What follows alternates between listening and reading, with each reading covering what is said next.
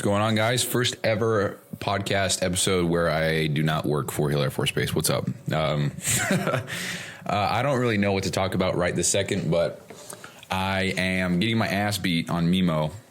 It's a coding app I use. People are just no life in the shit out of this game. Or out of this. Yeah, I guess you could call it a game. The leaderboards. Now, I still have 3 full days to make a comeback. I'm only down 6,000 points. Not that anybody listening would know what that means or whatever, unless you use Mimo. But I just had this idea of what if I just ran through one lesson and just kind of spoke out loud about it so that I can look back in the future and be like, okay, I was learning this. This is what I was looking at, whatever. And we're going to do that real quick because I've got a Zoom call with Mina in 20 minutes. And I think this is going to be the call where we discuss my new role, which is me working 2 hours a day to start and then going from there. So, yeah, we'll see what happens with that. But wanted to hop on here and do this lesson for Mimo just for documentation purposes. And that's really it. So, oops, let's see. Let me get it pulled up here. So this is Python. So what I'm doing is kind of bouncing around the different lessons just to kind of get a little basis of understanding for each one. And then I think what I'm going to do is I'm going to dive into a front-end developer course. So the individual courses that are available right now are Python, SQL, HTML, CSS, Swift, JavaScript, TypeScript, React. Is that it? And then there's full stack developer, front end developer, back end developer, and then Python developer. And I plan to do all of these because why not? Just to learn. Even if these don't land me a job, I don't give a shit. It's just for me to learn. So the idea is to go through all of these. And for the front end developer course, I already, let's see, there's only 1, 2, 3, 4, 5, 6. There's only 6 lessons out of 15 that I haven't even touched one. All the rest, they are well over halfway done. Some of them I only have 1 lesson left to do. So I'm pretty close, but I just want to get a good understanding of everything. And I don't know. This also gives me more XP, more points, which is funny because that's literally trying to do this to beat some other people that I'm never going to meet, never going to see, whatever. Anyway, so let's do it. So I'm doing Python. Load. Don't load then. It's all good. Okay, there we go. Coding else statements. This is Python. This is chapter 3, lesson 4. So great software doesn't just decide what to do when a condition is true. It also has a backup plan if the condition is false. I heard this theory one time that life is one big giant simulation. And I'm not going to get into it, but I tend to lean toward that. You know, it's just a big simulation. And then it was some comment was like, life is just a bunch of if-then statements, which is if this happens, then do this. If this does not happen, then don't do this or whatever. And now that I kind of understand a little bit about software development and coding, I'm like, God damn, dude, imagine the code for just this podcast alone. Just it'd be millions of lines of code if I say this word, then this. If I move my foot over here, then if I take too long, just insane. And so, like the operating system of life, the amount of code, it's just infinite because you're not limited on what you can or can't do or what you can or can't think or say or whatever. You're just not. So the lines of code in a life would be infinite. And so who the fuck codes that? So it's just this whole thing is just a powerhouse of artificial intelligence. Anyway, it's pretty crazy to think about, dude. So like this app that switches, okay, fuck these examples. Just let me code. We already know if statements help us execute code if a condition like available is true. So I have to code available equals true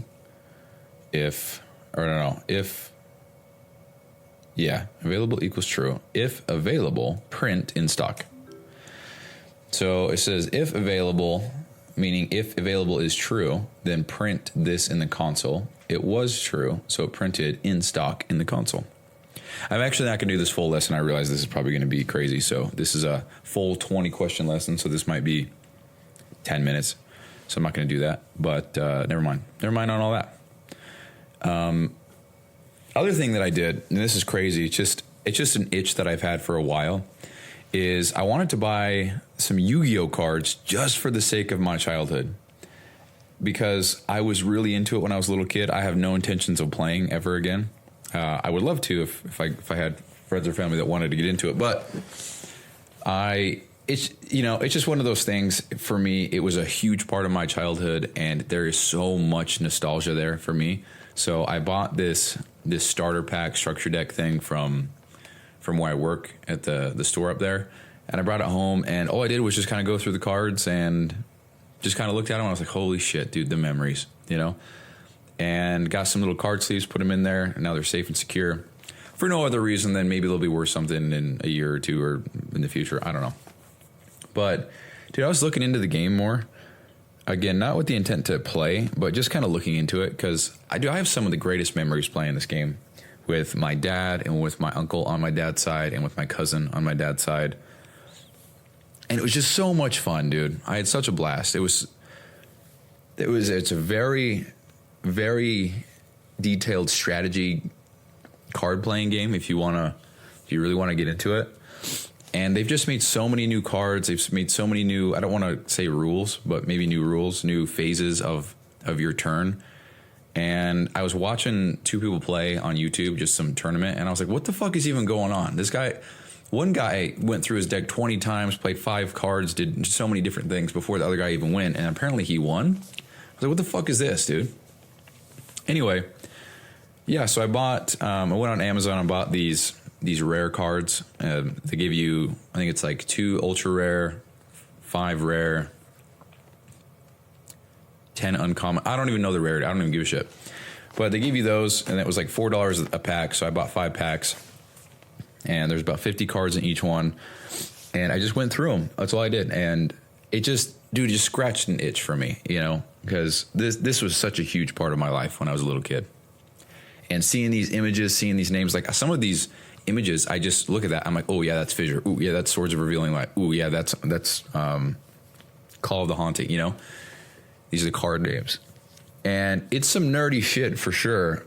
But I have loved it so much that maybe I start collecting them again just for fun, a little passive thing I do on the side. I don't know. But shit's fun for me, or exciting for me, I should say. It's not necessarily fun, but yeah, I got these packs. I went through all the cards, and you guys hear that? It's the fucking rain hitting my window. But I went through the rarest cards that I got, and I got some that are worth a couple dollars, which is cool because I bought 50 cards for $5. I have one card that's worth $2. So I feel like I made my money back if I were to sell these. But a funny story, I was telling my cousin this. When I was younger, I had so many cards. I had so many cards. Think of a filing cabinet. Think of the biggest drawer of a filing cabinet. The big, deep, thick ones, all the way to the back, all the way to the top. We're talking maybe 10 rows of cards across, all the way to the back, maybe 4 rows of that on top. So however many cards that would be. I probably had that and then some. I'm not trying to exaggerate or whatever, but I had a shit ton of cards. My dad actually stopped playing Yu-Gi-Oh! And then gave me all his cards. And then I would just make the decks and I'd give it to him. Maybe we would play against each other, whatever. And then after a while, I just stopped playing. I had nobody to play it with, and I really wanted to, but I didn't have anybody to duel. And so what I did, and I actually still have the emails. I was looking at that the other day. I have the emails that I sent to bbtoystore.com trying to have them buy my cards. And I don't think they bought them. I think another company did. But I sold all of what I said for $170. I remember there's one time where I purchased one card for $80. So if I had, let's just say, I don't even know how many that would be. So that's 200. So if I had like 40,000 cards, I sold all of them for $170 when one card was half of that. So huge mistake, because I'm looking at cards now and there is a Blue Eyes, what the hell is it called? Blue Eyes Shining Dragon. It's one of the cards that you got from going and seeing the Yu-Gi-Oh movie in theaters to give you a pack. It's one of those cards, and I got it, and I know that I had it. I remember actually, I think I had 3 or 4 of them. I don't know the rarity on all of them, but I know one of them was one of those secret rares or whatever. It was nice.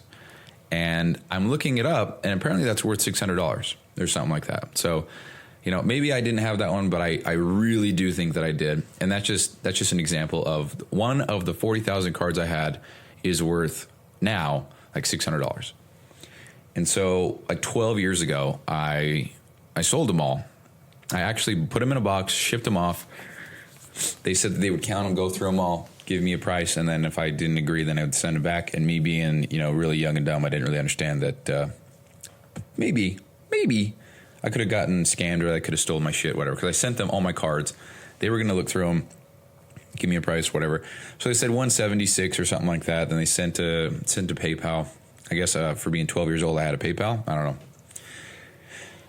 know. Dude, some of the shit that I did when I was younger, I'm like, I don't know any 12-year-olds that know how to do that shit. No disrespect, but I'm not even trying to be an arrogant asshole. But anyway, so huge financial mistake there, but it's okay. That's one of those things that I hope that whenever I die, I get to get a scorecard, or I get to go and pick moments in my life where I wish I would have seen what would happen if I did something different. I would love to see how much all those cards would be worth now, because, dude, I had so many, and I know a lot of them are worth a lot of money. So it is what it is.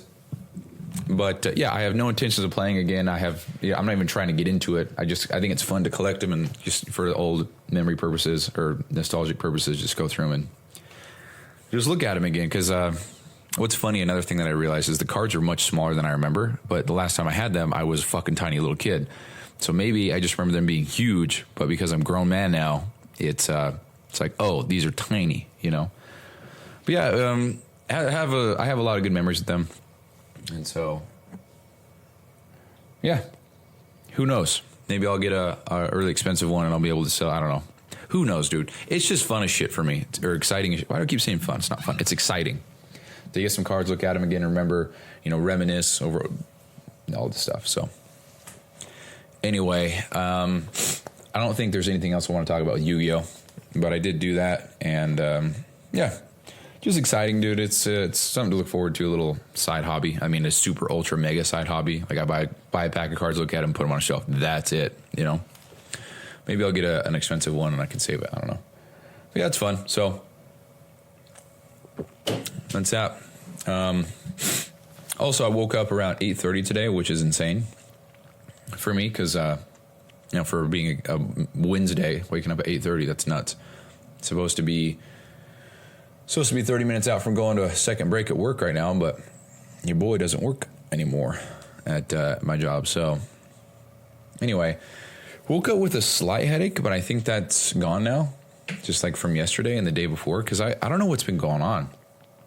I think Monday, was it Monday? Yeah, Monday. It's just because I didn't sleep. I got 4 hours of sleep, and if that, it was shit sleep. And I just had the worst headache, had a stomach ache, everything. And then yesterday I had a headache, but it wasn't crazy. Today I feel much better. But I'm so tired of feeling like shit, I'm not sick or anything like that. It's just a headache that came out of nowhere. I never get headaches either. So it's really weird. Also, I want to say this is kind of funny. When I had the headache on Monday and I was feeling like shit, I was going to various different buildings to sign shit and return stuff. And I asked the lady, I was like, hey, do you by chance have an ibuprofen? I've got a killer headache. And she's probably like 4'8", just this small little squatty lady, probably like 60 years old. Very nice. But she takes me over to this pencil box, opens it up. She's got all these pills. And I'm like, checks out. Anyway, so she hands me this ibuprofen. It says migraine relief. And I noticed on there it says, I don't remember what it said, but it said with caffeine. And I was like, do you have any without caffeine? Because I had already had my caffeine for the day. I don't want to have more than like 300, 400 a day. Unless I'm doing something crazy. And she says, oh, no, caffeine's really the thing that helps you get rid of headaches. That's every time that gets rid of mine. So I really make sure. And she was going on this little tangent. And I'm like, Yeah, it's because you've had caffeine so fucking long for probably years now. So your body is dependent on it. So when you don't have it, there's the blood flow in your brain. That's why you have it. Caffeine doesn't solve it. It's because you're so fucking dependent on it that's the thing that cures it for you in the time being. That's what I was thinking. I'm like, if you would just go cold turkey with caffeine for 2 days, you wouldn't have that problem. And then for 14 days or something like that, you'd reset your tolerance completely. And you wouldn't have that. That's what I'm thinking this whole time. But she's 60, she's 4'8". She's probably stuck in her way. She has no intent to ever learn anything new ever again. That's me being very judgmental, but she's plenty nice. But anyway, yeah. So I'm gonna pause, finish this lesson on Mimo, and then I'm gonna play the Zoom call with Mina. And then if I have anything else to say after that, then I'll talk about it. But if not, then that's the show. And here's the Zoom call with Mina. Yo. How's it going? How are you feeling now that... Dude, that's pretty cool. I don't think it's hit me yet. I'm sure it will with time, but as of right now... It's going to hit you next Monday. Or next Sunday. When you realize you don't have to wake up to go to work on Monday. Well, I didn't have to wake up to go to work today, so... Yeah, I know, but it's like the beginning of the week, Like sometimes people have those Sunday scaries, you know what I mean? Yeah. That's cool, dude. It's a good feeling. It was so bittersweet, though. Just saying bye to people. Did a lot of people take it? No, everyone else bitched out. Well, I don't want to say bitched out. Other people had, like one guy, he's having a kid, and so when you have a kid where I work, you get 3 months off no matter what. So I'm like, you kind of get what I'm getting, but you get to keep your job. So he did that. There's another guy who was thinking about it, and some other guy just totally... You gotta burn the boats, bro. Yeah. Dude, it's interesting being on the outside looking in because I'm hearing these people like, oh yeah, I'm gonna take it, I'm gonna do this, and it's gonna be sweet. And then when it comes time to click the button, it's like, oh well, And I get it, but sorry, no offense to anyone who didn't take it, but it's sheep. You think so? It's just a sheep mentality, yeah. Because you're gonna end up running that hamster wheel for the rest of your life. If you don't do it now, you're never gonna do it. Yeah, I'm not trying to talk shit, but there's one guy who still lives at home doing his thing. He's got all that for him, and I'm like, dude, you're fine, like just jump. If it doesn't work out, just get this job back. Shit. Yeah. Okay, stupid. Yeah, anyway, I don't want to take too much time. Logistically speaking, how's everything gonna look for this week? Because I know you said you had a couple things coming up that you want to talk to me about. Is that it? Yeah, Saturday is going to be a no-go. Friday I could. It would just have to be early morning. I mean, realistically speaking, for the 2 hours, we do want to start 2 hours Monday through Saturday. Okay. I'd like that to be at a consistent time, just so I can, know when you're working, know when you're doing your reporting and stuff. Really, a big chunk of your responsibilities, like we discussed, is reporting, right? So I want to know when those reports will be done. Per day or updated per day. That way I can either ask you while you're working or just look when I know that you've finished. Yeah. Okay. So ideally speaking, morning would be great. What hours work for you in the morning? Can we just say something now and then if it doesn't work, just change it? Is that cool? Yeah. So it'd be 11 a.m. your time. 11 a.m. your time to 1 p.m. your time. Okay. So that would be 9 to 11 your time. Yeah. I think right now that'd be, it's good. Cool. Done. 11 to 1 my time. I'll update that on my calendar. Okay. When are we going to kick this off? Do you want to kick it off this week? Yeah, absolutely. Yeah, I'm ready to go. Fuck yeah, let's fucking do it. Yeah. Cool. It's just going to be Thursday and Friday then. Friday's just going to be so busy. I just have so many different things I've already committed to, but I can absolutely do it. It probably is not going to be 9, might be earlier, but yeah. 9 a.m. my time.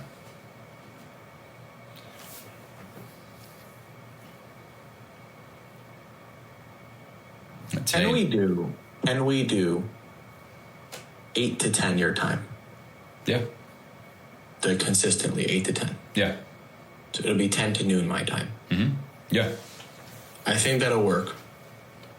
Yeah, that's fine. Statistically speaking, that hour frame is nice because you're also going to be seeing most of the time shadow coaches already on their shift that time. So it'll work better for you to do that, just in case you need to ask someone something they're already working so they can communicate better. Yeah, that's fine. Yeah. Cool. And a 12. All right. All right. So responsibilities wise, let me pull up the sheet that we had.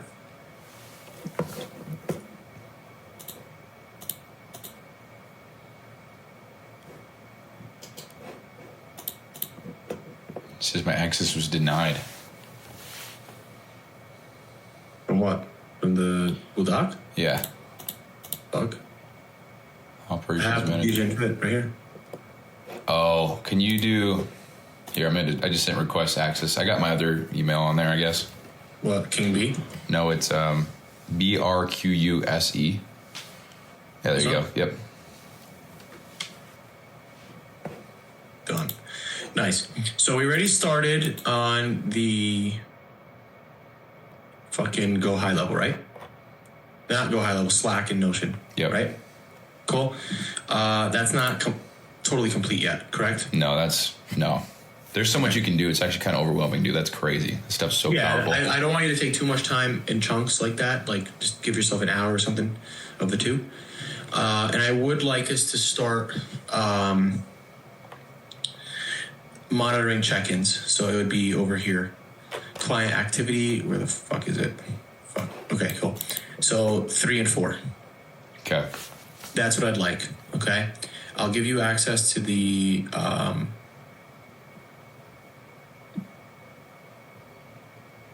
to Johnny's, and which one do you want me to give access to?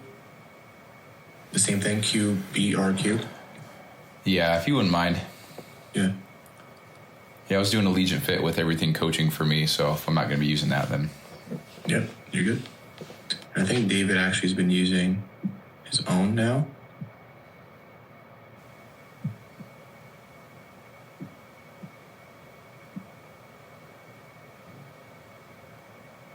Yep. He should be. Has he not been fucking using this? Oh, I'm gonna fucking kick his ass. It says March 21st. Is that when you started using it? Well, I'm looking at the latest dates. He's been doing check-ins, but he hasn't replied. He hasn't updated this, so he needs to update it. Oh, yeah, it's like a whole month behind right there. Yeah, we're gonna fucking come at him. All right, cool. This is David? Yeah. So let's monitor this. I just gave you access to both their forms, and then also ghosting clients. Okay. Okay. All right. So ghosting clients, like, do I need to explain how to go through that, or do you? Yeah, I guess just so I'm absolutely clear. Yeah. Yeah, I mean, like, you can always go to client's activity. Like when you open up Everfit, if I can just fucking move this shit. Thank you. I just want to find, bro, like, there's so many different ways you can do this. You can go to last activity here and filter and see who hasn't been. There's a couple people that you don't have to worry about, like identify them, and I'll tell you if you have to worry about them or not. Like, here's one that we want to identify. This one you don't need to. You know what I mean?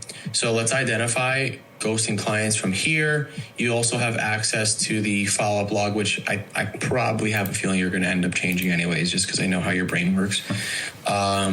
This is the follow-up log that Andrew and David use. So this is the clients that they reach out on a weekly basis, and they switch off. So they'll reach out to people and follow up, and they'll mark them as ghosting or needs help or something, just in case they're not replying or something. You know what I mean? So also monitoring this, and either bring it to my attention or bring it to the coach's attention, so we can start, reaching out to them. You know what I mean? Yep. Okay. Again, the whole point behind this responsibility, Bryson, is over here. The whole point behind this responsibility, Bryson, is just, I don't want clients to drop off. That's it. Both through check. Like, honestly, the 3 and 4 could probably combine into one thing, because you're also looking at check-ins as well. Both with the client perspective of, like, the client has missed check-ins. We need to follow up with them. We need to give them some extra love. or the coach too, because I'd like you to monitor and find, like, David, you didn't do your check and log for the last 2 weeks. Can you please get on that? You know what I mean? Yep. I'm giving you some sort of authority with that as well. You know what I'm saying? So you want me to actually reach out and be like, hey, dude, haven't seen this update or whatever? Let me do this from the get-go right now for David this time. And I'll tell him, like, yo, you need to start using it from this week moving forward. Because moving forward, if I have Bryson looking at those logs, so if he doesn't see things, it's actually going to be detrimental. And I'm going to have him, like, remind you to if you don't use it. You know what I mean? Yeah, just perfect. to set precedence that way. Yeah, just plant the seed. Okay. Yep. So 3 and 4, and then the Slack and Notion. I think that's enough work for the time being. And then periodically, I'll I still need to give you access to my Stripe and then access to the master client log, so you can just see if payments are coming through. Like, if a sale is made, I'll teach you how to do this. If a sale is made, let's say today, Bryson, and let's say Darcy makes a sale for a split pay, so 700 3 times. Okay, so all I'd want you to do is just, you obviously 700 comes in today, which they already confirm, which is fine. But then if it's today, that means June 14th and July 14th, 700 needs to be charged, right? We just do exactly a month in between with the dates. So then that way, either you schedule the subscription to have it automatically, or you write it on your calendar so that day comes in and you just charge their payment method, 700. I'll show you how to do this. So Okay. you're not, so I'm actually doing the like actually charging them. Like, I'm in Stripe, Yes. pushing the button that sends the invoice or whatever. So you can push it to create the payment on that day, or you can schedule a subscription and time it so it only does 2 times. So it ends after the second charge or the third total payment. Isn't that what Darcy and Victoria would do to get the payment on phone, though? No. So the way payment links work on Stripe is, if I were to send someone, it's actually very tedious. If I were to send someone, hey, here is the link for you to get charged 700 3 times. Most of the time it's 700 monthly recurring and there's no end. That's pretty risky, in my opinion, because all it takes is one time that someone misses it, and before you know it, they're being charged 700 multiple times. And either they notice it after the first time or they notice after the 5th time. And I'm like, fuck, you know? So that's risky. So all they do is, and I found this way on Stripe, I figured it out, that when I send a payment link to someone, it actually collects their payment method and creates them a customer on Stripe. Before, it wasn't like that. Before, I'd have to send them links every single fucking week or every single month, which was annoying. Yeah, that's probably bad for keeping them in the program, because they have to pay again. If they have to manually do it again, it's like, oh shit. Yeah, exactly. So I found a way to build their customer with the payment method, and then we can automatically charge that payment method anytime we want. You know what I mean?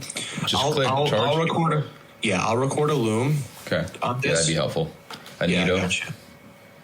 No, Loom. I'll always give you record a shit Loom for that. on the next split pay that comes in. I already showed you did I show you where I store those or no? Store what? Sorry. Store, like, the dates and stuff of where. Yeah, I think so. Is that where it's all red and blue and shit? Let me show you real quick. Here. So here's the log that I have. Yeah. Okay. So I have the PIFs in the month of months that you made for me. I have a second one that's partial payments. And then I literally just month to month. And anytime someone pays, I mark them as green. So he's made 3 out of 4 payments then? Yep. He split into 4. Yeah, you have to show me that, because I'm not familiar with how the whole Stripe split pay manually, I don't know how. Yeah, that's easy. Okay. You go to Stripe, I'll show it to you. But more or less, like, these are the rest of the payments that are coming. So, for example, I don't know, Katrina, 3 out of 3, is that every month it's 700? So that number is what they pay however many times? Yep. And this was her 3rd payment, so she doesn't have any more charges. So if you noticed here, if you go down to 411, she made her payment on the 11th, which means her initial payment was on 311. I see. Okay. You know what I'm saying? Yep. So like month of May from recurring was like 16. So like this is how much we collect per month. You know what I mean? Mm-hmm. Because this is usually from the last month. Oh, I see. I saw Heidi and John, and I'm like, why are they getting charged so much? But it makes sense. Two people, yeah. Just actually delete this person. Cool. All right. I'll go through a Loom, just show it to you so you have it. Okay, cool. But give me a head start. Then there's one other responsibility that I'll record a Loom for too. It's just the shadow coach responsibility of transferring clients. I have to do a bunch, so I'm just going to record it while I do it. You know how the onboarding tracker has those 3 columns? Whenever a client on the 3rd column, that's when you just put them into the master log. That's it. So you're just going to put in the master log, their start date, their end date, depending on the package they chose, and that's it. Okay. And because you already have the auto calculation of how many days left and all that good stuff. Okay. Cool. Okay, sounds good. Yeah. So immediate responsibilities for the next 2 days would be setting up Slack and Notion. And the second thing that I said, which was keeping track of the check-in logs and maybe having your own version of just, I don't know, whatever you want to do, just to kind of make sure that people are hitting their check-ins. Okay? Okay. Is there anything else? I'm just trying to make sure I have everything down. Should be it. And then just when in doubt, text me. You have I'm going to give you access to a lot of different things, so then that way we can start going ahead. Because once we start, like the first couple weeks are going to be all about setup for you. Mm-hmm. Setting things There's up. a lot of stuff to get going. Yeah. Yeah. But then after that, like especially high level too, like we haven't even talked about high level yet. But once we have everything set up, I think for you, it's just going to be like purely like operation, day to day, track the shit, like reporting kind of thing, which will be like very easy. I think something you like. Yeah. Love the stuff. Yeah. Yeah. And then that way it'll just be smooth sailing. 2 hours, Mondays you do this, Tuesdays you do this, and you're good. Okay. Cool. So is the plan then today, tomorrow, Friday morning, and then do you want me to make it up on Sunday or? You working 2 hours today? Well, I just wanted to be sure. I wasn't planning on it, but if we... No, I was just going to say let's start fresh tomorrow. Okay. Cool. Let's do that. Tomorrow, 10 to 12 my time. Yep. And it'll just be, this week will just be Thursday, Friday. And then Saturday and Sunday because you have other things. But then moving forward, the expectation is Monday through Saturday, 2 hours, 8 to 10 every morning. Okay. Cool. So no Sunday just because you don't work on Sunday? Once I have a feeling once we actually start getting shit together, we'll add in Sunday. But for now, let's just start the 2 hours, 6 days a week. Okay, cool. Cool. Okay, cool, man. Sounds good. All right. Congratulations again, bro. Thank you. And thank you again for doing all this. This is cool. I'm very excited, dude. Look, man, I know you're the right man for the job. And eventually, like, I want you to just be another version of me with everything operations. Mm. Stripe payments, fucking ghosting clients, client activity, client retention, like people who are expiring, whatever, like you're going to be the go-to. You know what I mean? With all of that. I mean this in a sincere way, not in the like, what the fuck, but like with all this delegation, like what are you doing? Like what are you up to? Because that's crazy, dude. It's actually something that I'm meeting with Brian with tomorrow because I don't feel lost. I just feel like I'm moving quickly into a different phase of my career. And one thing that's very important, like the 3 things that I need to focus on now are content, coaching in terms of like making sure delivery for our clients is the best of the best. I'm also looking at hiring some more like nutrition specialists, training specialists, or bringing up our shadow coaches and training them that way. But then also teaching and leadership. So like leading our employees, my employees and stuff like that too. It's a very different role. I was talking to my wife the other day. I was like, sometimes I just wish when I had 20 clients and I just knew their names and I knew their whole life stories and like, you know what I mean? Like just didn't have to worry about anything besides just 20 monthly payments coming in every month. That's you wish you had that? Is that what you said? I miss it. Oh, just the simplicity probably? So simple. So simple. Just change their diets, and used to just change diets on Google Docs, just driving. Like I didn't give a fuck. You know what I mean? Yeah, I got you. Your carbs are lower, you know? Yeah. But are you all right though? Like you good? You sound like, fuck, this is not what I wanted. I don't know. No, I can't complain. I love what I do. It's just, I don't know. It's just I need to relight my fire, but in a different way. Mm-hmm. You know? You think you're going to segue out of this role and try to hire somebody to be you, and then you go and do something different? Like hire a CEO? I have thought about it, but I don't think I'm there yet. What would you do you think? And plus, I need new faces. Like I need new client-facing individuals. You got what I'm saying? Yeah. Like that's probably my next thing. Like I need more of me. Because not for nothing, we're going to hit 200 clients. And it's almost hard to believe that Mina's doing all of this. You're 182. That's insane, dude.